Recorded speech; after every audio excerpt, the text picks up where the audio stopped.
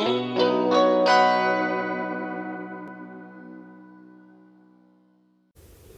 so today we're talking about light and shadow, and so we're going to go over a few keywords here, and one of them is value. So a lot of people will call this shading, but it's actually this term that's called value, and value is the lightness or darkness of an object or color, and so using that transition of values, fading from dark to light, or from one color to the next, or from all of those gradation, but in terms of just darks and lights, we call this value. So when we talk about color, though, thinking about like pink, for example, is a tint of red, and because we make red lighter to make pink, and you make blue darker, and you make navy, for example, and so that would be a shade. So anyway, where we see this transition of values, we see these in a couple of pieces here.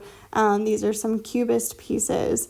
And so we can see this really nice, smooth transition from dark to light, or from, like I said, one color to another color. That also is kind of in that same category of gradations, but that gradation of values is really important to be able to achieve in works of art. Now, we also have contrast. So contrast is key when we talk about light and shadow because, well, light is, I don't use the word light to describe light, but at the same time, it's our highlights, it's all of that. And shadow is our darker darks. So it's kind of this contrast. I mean, contrast can be a lot of different things, but in terms of value, that would be light and shadow. And so contrast, it's defined as the juxtaposition of differences in order to intensify the properties of each. So, as I mentioned, even though we're talking about light today, that doesn't mean that contrast is limited to that. Contrast can be between colors, texture, saturation, style, and more. So, for example, this piece right here has contrast. So we have lots of darks, but we also have some highlights. This piece as well by Yayoi Kusama also has contrast, as well as this piece here by Franz Klein.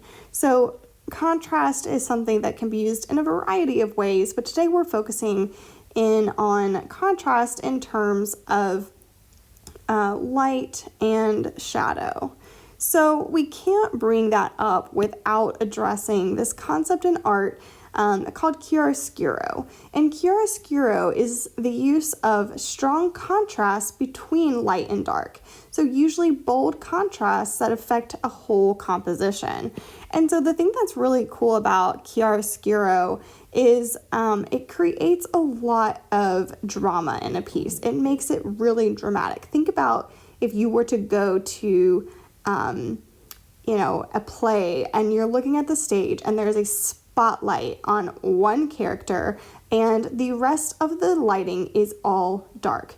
That's an example of chiaroscuro.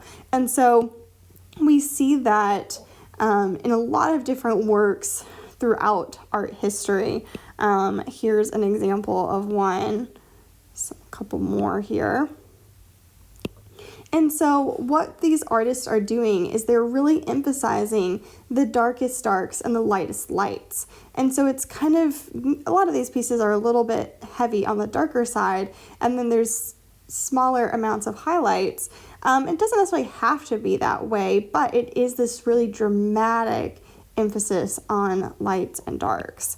So that's what we're going to focus on today for our lesson here. And the way we're going to do that to emphasize the highlights and shadows, looking at that value scale, going from light to dark and making sure that you have a nice variety of values, instead of using all of them, we're going to really focus on basically the darks, the darkest darks, so here, 7, 8, 9, and then the lightest lights, so white plus 2 and 3 here that we have. And that will really help as we go about adding more of an emphasis on light and shadow in our works of art, whether that's a painting or a drawing, anything really. And so we're just going to focus on that. So I'm going to do a demo here in a second to show you what that looks like, but I want to just kind of highlight these little points here. And one thing that really helps is to have a good light source. If you're looking at something and you don't have great lighting, it's going to make it really challenging to draw. So I recommend grabbing a few objects and grab a desk lamp or some kind of lamp that can really give you kind of, like I said, that like the stage lighting I mentioned earlier, but that nice focused light, not 4 lights from a lamp, from an overhead light, from the window light, all of that makes it kind of confusing. There's not one direct light, and having one direct light with not so much other light going on will really help. So, these are some interesting photos I just wanted to point out here to show kind of this dramatic lighting and how this will be really effective when creating these. So you can use some of these photos, feel free to do that for a photo reference, but I really recommend drawing from life if you can. If you're not able to though, a photo reference will absolutely do. Just look for one that says high contrast. All right, so this is what I'm going to be making today as my little digital demo here, talking about light and shadow. And what I want to do is recommend that you start with a really good light source, as I mentioned earlier, and then set up a little still life of whatever objects you want, or if you want to start with a photo reference of different objects, that's fine. Just make sure you have a lot of contrast. So have some highlights, have some shadows. So you're just going to start with a sketch. So spend a decent amount of time on this sketch. That's really the best way for you to get better at drawing, and putting all these different principles together is to really spend adequate amount of time practicing these things. So, look at the negative space around the positive space, the space that's the background space. So look at the shapes that they are when you're setting up and arranging where your objects are going to go so that it's most accurate. I'm not saying that this is completely perfect here, but it's close enough for a quick demo anyway. So you can see my photo reference that I'm using in the top left corner here. I'm choosing to leave that there so that you're able to really see what I'm drawing. You can critique me as much as you'd like as well, and things that are off, that's fine. This isn't going to be something that is even totally completed by the end of it. It's something that I could absolutely still work on, but it's going to be good enough for a quick demo. So what I've done now that I've sketched everything out is I'm starting now to just add in all of my darkest darks. So I'm adding in a dark purple color to get that in as a kind of a base layer to start with.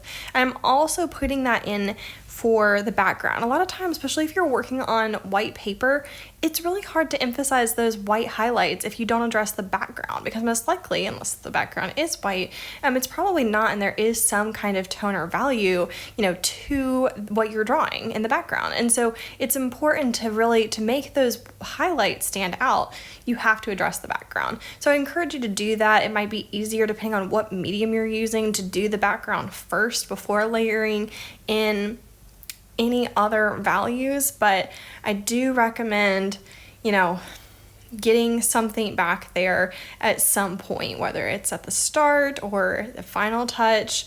It's up to you. It doesn't even have to be exactly what's in your image or what's on your wall. It can be just whatever. I think it's important to look at the values still and just try to kind of represent those.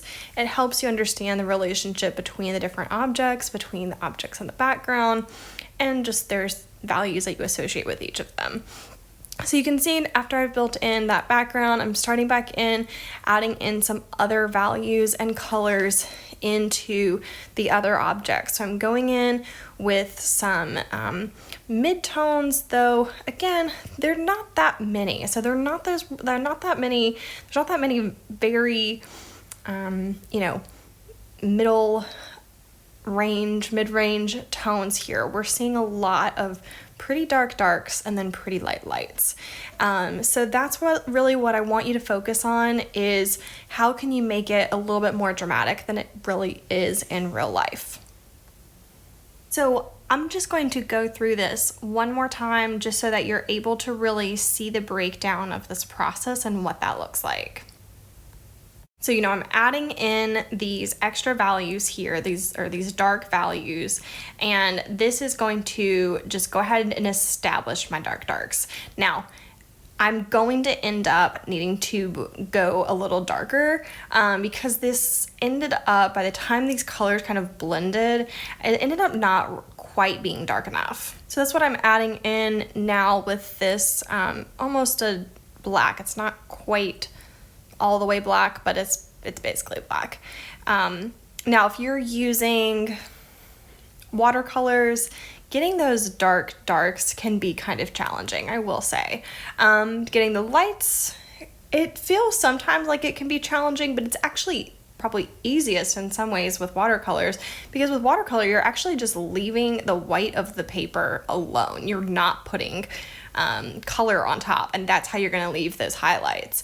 Now, with that being said, it's sometimes we want to paint, of course, we're excited to paint, so we want to put that paint on our paper without leaving space, that white space that we need to leave if we want to have the highlights with watercolors. So it's just be really mindful and careful of that because you want to have that control to not put paint there. Now, if you're using colored pencils, you want to again also leave the white of your paper, but you can also of course still go back in with a white colored pencil, but it's different from something like acrylic paint where you can just paint a blob of white right on top of any color. So whatever medium you're using, take some time to really consider and do some planning to figure out, okay, how am I going to go about this? What's the order in which I need to do things? But making sure that you are the whole time really emphasizing your shadows and your highlights.